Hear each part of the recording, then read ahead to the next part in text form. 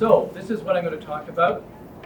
And the word bountiful, I think, really does apply here. It's astonishing what's happening these days in solar energy.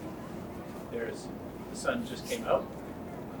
By the way, my name is Warren Bell. You can see it on the screen. I'm actually, my part-time job is being a family physician in Seminar, and then I do stuff like this as well. And Joost de Bruijn.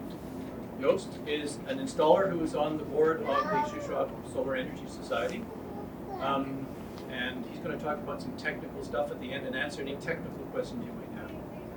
So let's just move straight ahead. This is our lovely logo, which Joost had a major hand in designing. This is our web page, and I don't know if you can read it here, but we call it our constitution. It's just a sentence. Concerned about the rapid advance of climate change and the need for urgent action to address it, the Shuswap Solar Energy Society fosters the practical development of solar energy in the Shuswap area through education and demonstration of the benefits of solar energy. So we're trying to be pragmatic, make things happen, not just a lot of nice talk. So, just to put everything in perspective, some of you may have seen this before. It's a slide showing where energy comes from in our universe, our planetary universe. And you can see on the right-hand side all those fossil fuel things, and then you can see the big yellow globe in the middle. That's the sun energy. 23,000 terabytes. That's trillion, watts of energy coming every year.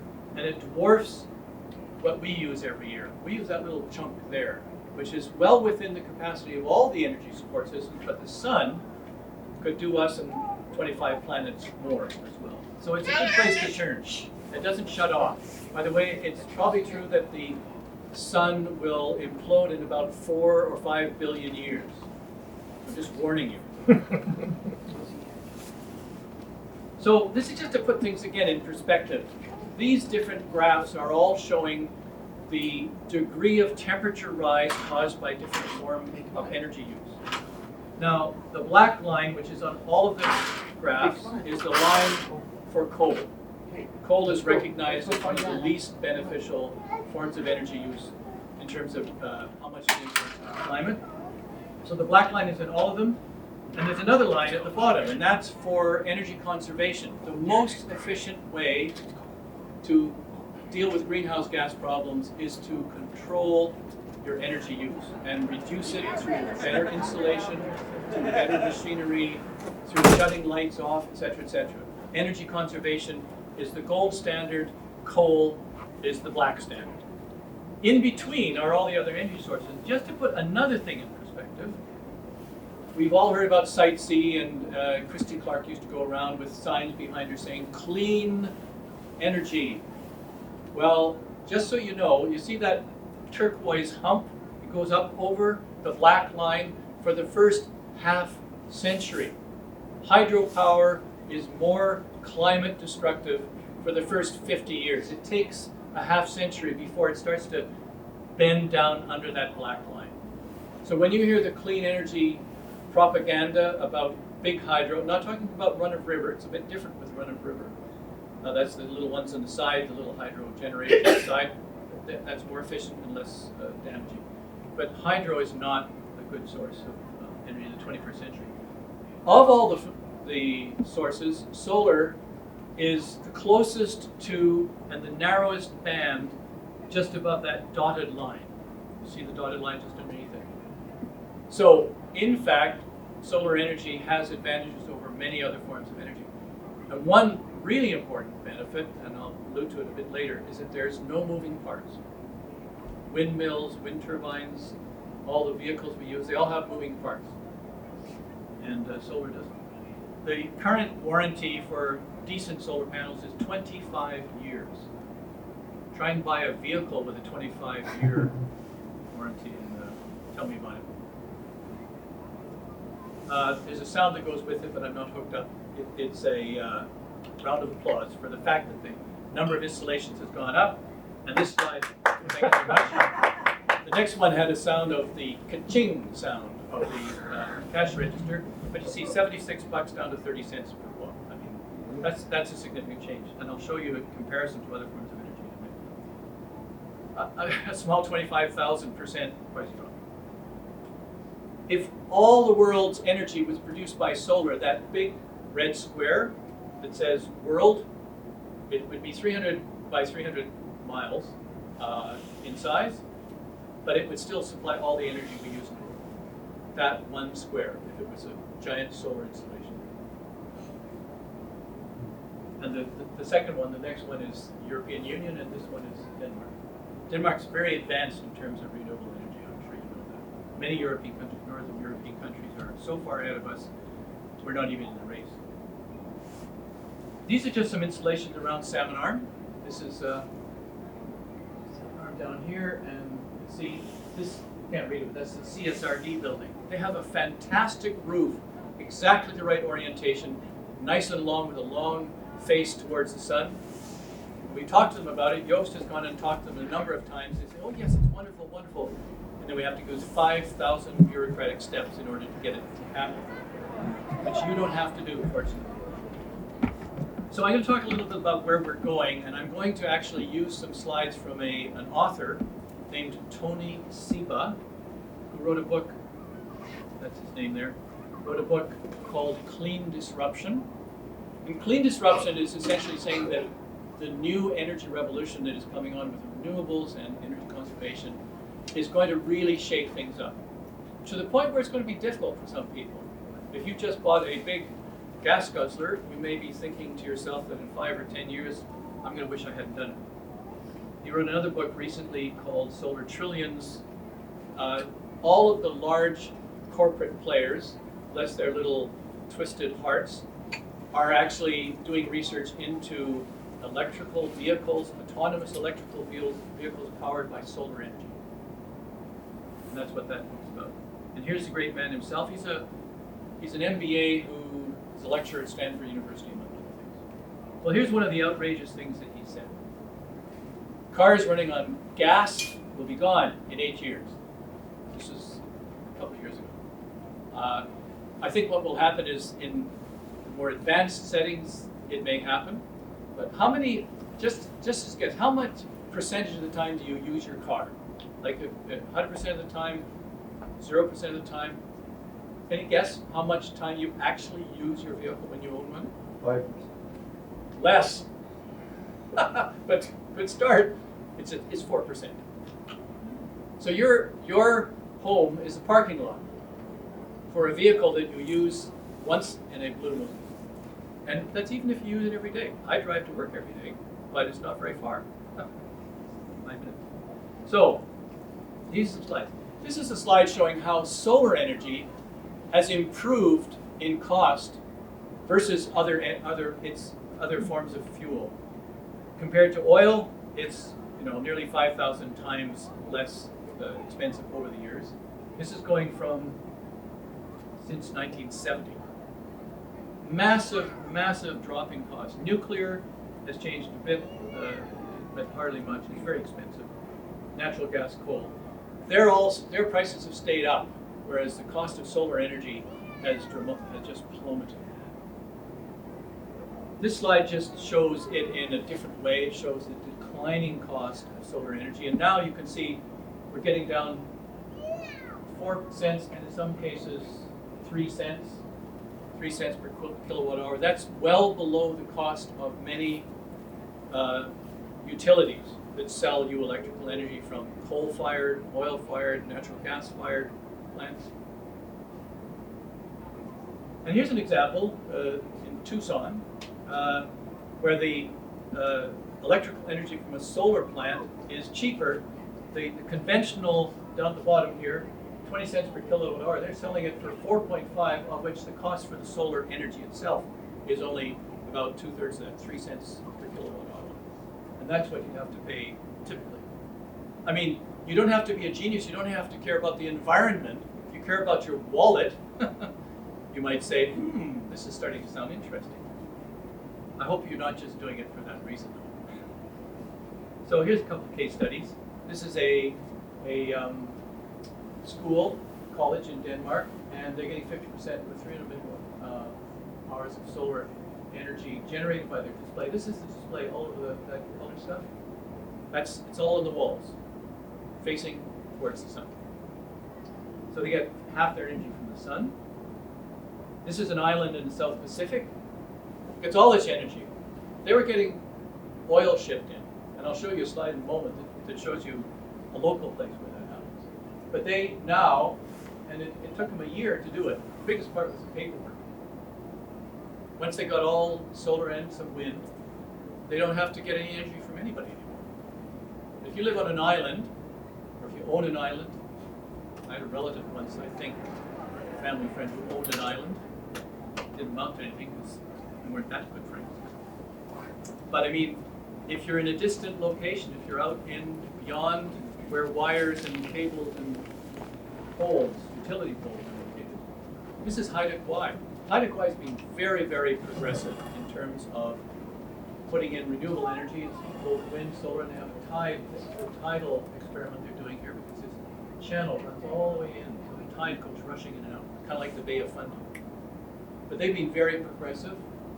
The Shuswap Clean Energy Society get their stuff, and it's really interesting. They've got almost all their public buildings now powered by solar energy. And by the way, before that, they used to have a big tanker come in 2-3 times a year full of oil, pour it into some big collecting tanks, and then dish it out. Hydro has to pay for that. So Hydro is very motivated to change this, which is unusual and good. So this is to give you an example how fast you can change over from fossil fuel to solar. So in 2015, there was the biggest leak of natural gas ever in American history, in the Libra Canyon. This is what it looked like with an infrared, I believe, camera, but it was a camera that picked up the invisible gas that was radiating out, probably a photospectrograph. And you can see this big dark cloud. Leaked more gas than, well, it's a huge volume of gas. This is what it looked like afterwards. You can see these big black holes where the thing just spewed up to the ground. As a result of that, this was a big collecting system. And as a result of that, they didn't have as much natural gas collected. They couldn't use the system. It took years to repair it. So our friend from Tesla, Elon Musk, said, okay, if I don't get it in 3 months, you won't have to pay. 88 days, he had enough solar grid, battery backed up system in place to replace all the energy production that had been lost because of this massive explosion and leak. That's in 3 months.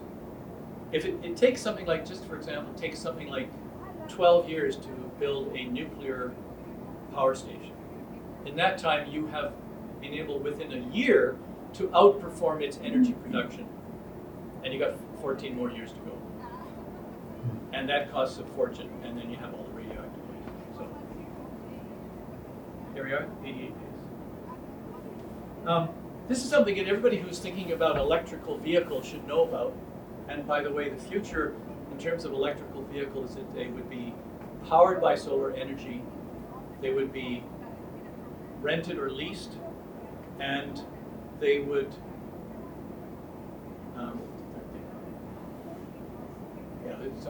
anyway, the point is they would be radically less expensive. Yeah, nobody would own them, but you would lease them, and it would be autonomous. That was the third thing. You know, I wouldn't want to drive an autonomous vehicle right now that runs by itself. You just sit there and watch the car go, because I know there are a lot of people out there who are not in vehicles like that, and they might just go, and that would be the end of me. But if we all had them, and all the big players again are working on this. You know, Google is working on autonomous solar-powered electrical vehicles. Amazon, you know, which everybody gets excited about because if Amazon says they're going to build an office in your neighborhood, everybody goes crazy and say, "Oh, that's wonderful." Well, Amazon is interested in these cars. But look at the difference. Over 2,000 moving parts in a typical internal combustion engine. That's what ICE, internal combustion engine, or a gas car. That's how many you have in a typical electrical vehicle. How do you get a solar car? How you get a solar car? Well, you can get a solar car that has, sorry, the fan. You get a solar car that has its own, built-in solar panels. That's one way. They don't have them. Well, they do, but they're all experimental models, right? Or you can power your car through a solar grid. Okay. So it could be in a utility, or it could be your own grid in your own home. Yeah. And in fact, you may have heard about hydrogen as a fuel for vehicles. It's enormously unfriendly unless you have a renewable energy source to power the process of extracting hydrogen. It's not all that great. So I'm just going to show you a few examples of installations, big ones, hot ones, panda bears. Guess which country that is? China. This is Hudson's Hope. Did you know that Hudson's Hope, a town of 1,200, has the largest municipal solar installation in BC? That's because they're down the road from Fort St. John, where Sea Dam is going to be built. $1.3 million, they got it from the federal gas fund, didn't pay a penny. They got them on, this is the museum, that's the swimming pool building over there. And that's the ballpark. And that's the person who did it. Gwen Johansson is the mayor, well, was the mayor, she just retired, of Hudson's Hope. And she was inspired by one of her local citizens who put solar panels on roofs and said, look at all the money I'm saving. She said, I don't like Hydro's plans for Site C. They're going to flood the whole Peace Valley, which means her town, which is way up above the river, is going to be, a shoreline town and may slough into the water from all she knows. Said, okay, let's do this. So they put in this $1.3 million installation, which is generating $70,000 of electricity every year. And as hydro prices go up, the amount of savings goes up as well. And it's going to be paid back in 13 years now, and probably 10 years soon, in a few more years. And the town can run on the sun. Bye-bye hydro. And they hired a workforce from the local high school, trained them up. They worked all summer long, put all these panels in. I mean, once you know what you're doing, you can go quickly. And now these kids have got skills that for the future will be enormously valuable. So I'm just going to show you, we have an array upstairs, we have a display up there, but I'll just quickly run through just some pictures. Creative ways to put in solar panels. Not what you expect, right? These are sometimes called solar flowers. You can see why. That's a parking lot. Instead of trees, you've got these tree-like structures with solar panels on them. And there you're out in college, you're having a little lunch, and you've got shade generating energy for you. The sun that doesn't hit you is making electrical energy. Here's some arrays that are more hidden, you might say. Doesn't look like a solar array, this looks like a bunch of shingles or tiles, roof tiles, but it's a solar array. Here's another one. More. So you could have something like this and be generating solar energy, and all your neighbors would think you're just dull normal like them. But you're really 21st century.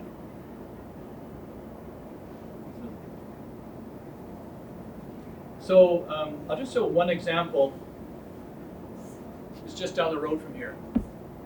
I don't know if anybody's seen this. This is at Thompson Rivers University. It's called a solar compass. And each of those rays out from the center is a bunch of solar panels. Now, it looks nice, but it's actually also generating electricity. And there's a lot of interest in this. It's more interesting and novel than it is as efficient as some of the panels I've showed you already, but it's out there, yeah. Do they walk on it? Yeah, sure they do. What happens Does in the it winter? scratch it and stuff? Well, they actually make it so it doesn't scratch. There you go. They thought What of about it. the They snow thought in the of winter? hobnail boots. What about snow in the winter? Well, you might have to have somebody out in the room. But I mean, sun in the winter is, coming straight off the horizon. And that they, as a result of this thing, it contributed to TRU winning a platinum award for sustainability, energy efficiency in the future. And the guy who was the inspiration behind this, Dr. Michael Mehta, he's spoken once in Salmon and got a bunch of people inspired, but he's coming again on April the 2nd to speak in Salmon Arm at the United Church. Part of a new project there called Green Space, which is really a wonderful initiative to bring community groups together. And there's the great man himself. So, that's all you have to remember? 5 things. That's easy. The future of solar energy is clearly, it's what they call a sunrise industry. A sunset industry would be fossil fuels, a lot of the chemical things that we now do, maybe even some of the antibiotics that my profession throws around with enthusiasm. We're now learning about the microbiome and realizing that antibiotics may be very disruptive and not a good idea. This, I already showed you, costs are going down, efficiency is going up, and it's going up further. There's a new technology from Switzerland, from the University of Lausanne, which could increase the, has been showed in a 1-year demo project to increase the production by about 40% over what it is now.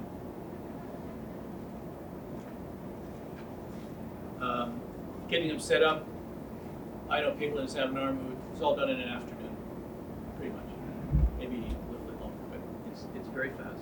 And once they're up, you really don't have to worry about them. I know people have had them for 3 or 4 or 5, 10 years.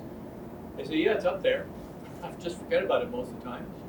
One guy actually said, I probably should have a long-handled broom to sweep them off when the snow builds up, like a foot. But he said, I mentioned this earlier, solar energy, because of the lack of moving parts, is really, really easy to maintain. And I thought I'd put this in. Solar energy can go anywhere where the sun do shine. We have a phrase that's slightly different than that, used as a pejorative, but in this case, the advantage of solar energy is that it's really, really versatile. The panels I showed you, these flowers and things, those are just some of the variants. There's now sheets of flexible solar panels that can be attached to surfaces relatively easily. So I guess what I'm really saying is that even on a hot day, we like it when the sun's out, but the sun is shining all the time. And it's our friend, and that's probably why it acquired a name as a god at one point. Old Sol, that's what the Romans called it. And it's been shining since they were around and a heck of a lot earlier, and it's really the reason we're all alive here. So if we learn to make use of it in a sensible way, thoughtfully, then I think our future will be bright as well. And that's it. Thank you very much.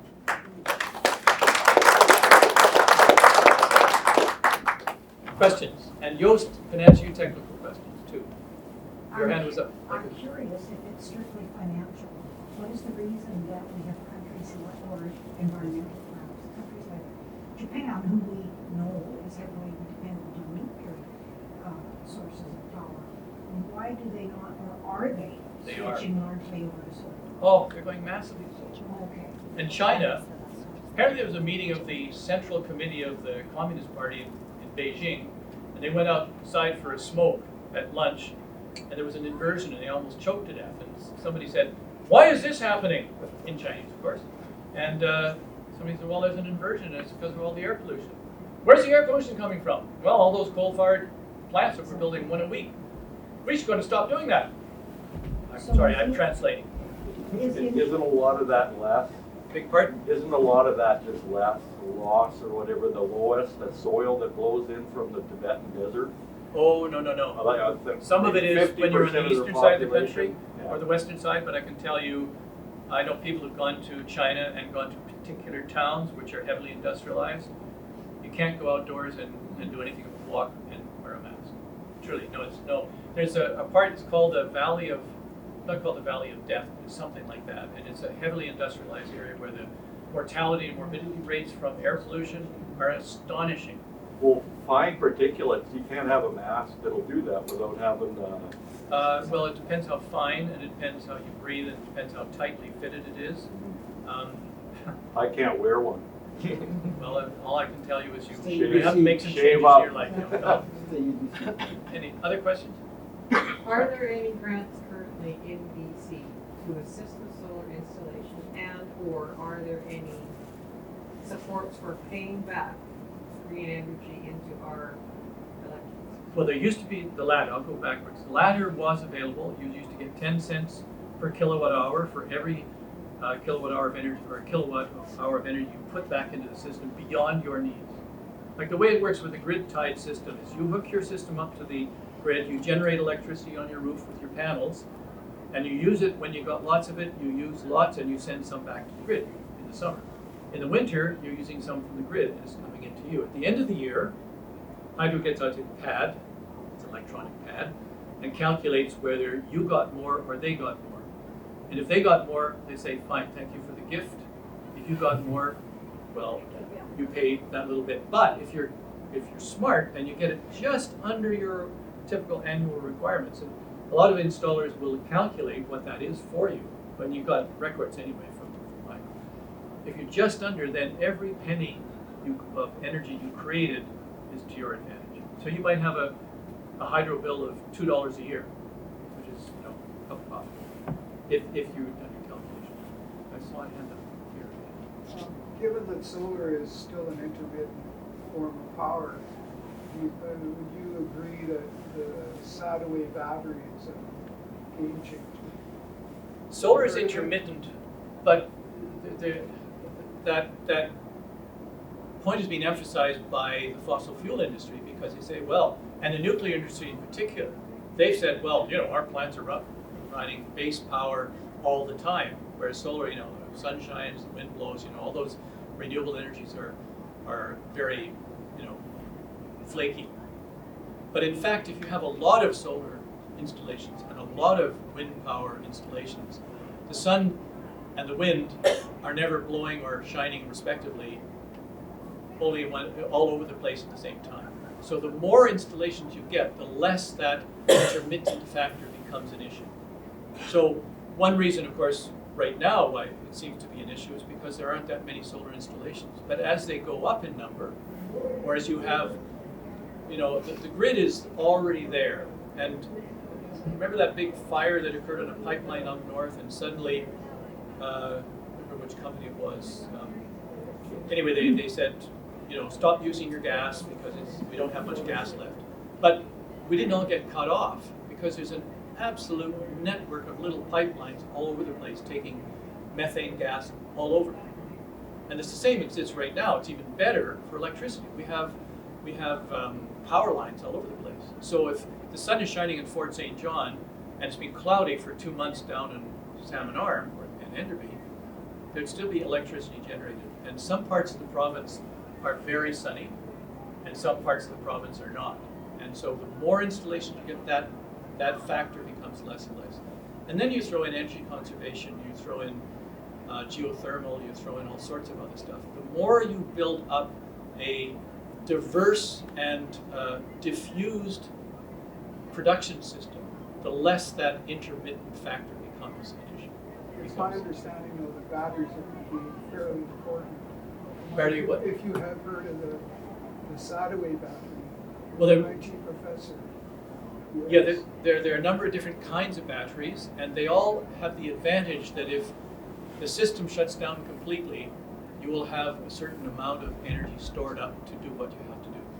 I was just talking earlier about what happens when there's a big storm and all the power lines come down. Well, if you have your own energy source, whether it's wind or solar or geothermal, then you are not anywhere near as badly off as people who are totally relying on the grid. And if you have batteries, you're even less in trouble because you can store enough energy for some days, as well as generating it, from your own supply. So anyway, that's the gist of the issue.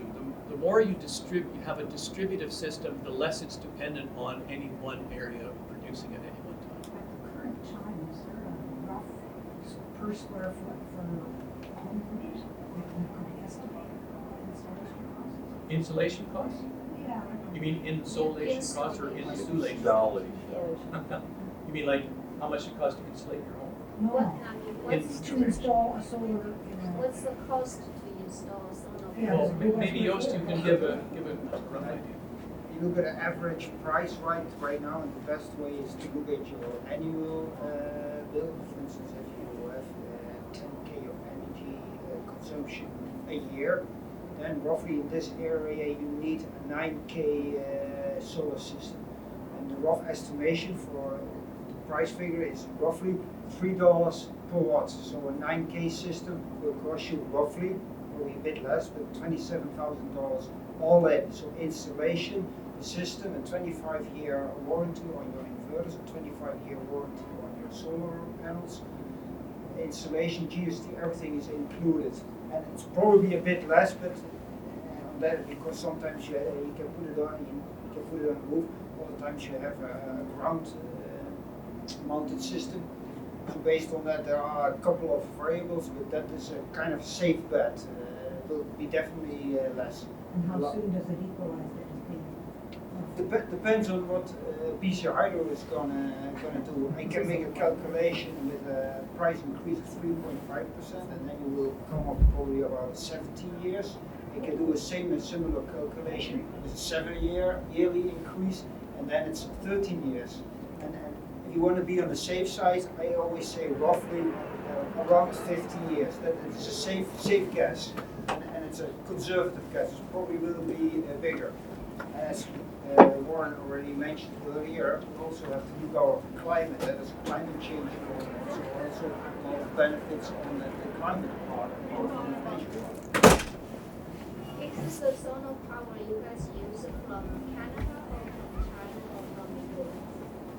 It depends. There are some top brands made in Germany. They have a